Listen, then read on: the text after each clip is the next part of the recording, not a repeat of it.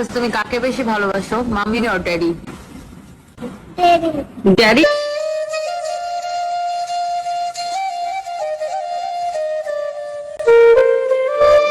তোমার ড্যাডি তো কথা বলতে পারে না। এতিম হয়ে গেল রুবায়েত ফাতেমার তনির ছেলে সারফরাজ। বাবার পায়ে ধরে শেষবার কত ডেকেছে ছোট্ট সারফরাজ।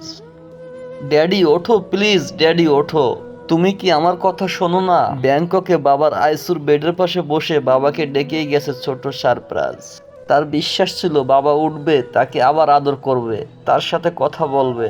ছোট্ট এই বাচ্চাটির আকতি দেখলে বুকের ভিতর হাহাকার করবে যে কারোরই।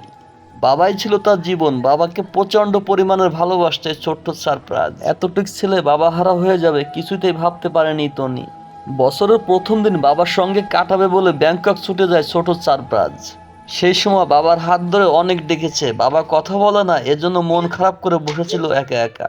সারপ্রাইজের সে দৃশ্য দেখলে চোখের জল ধরে রাখা যায় না।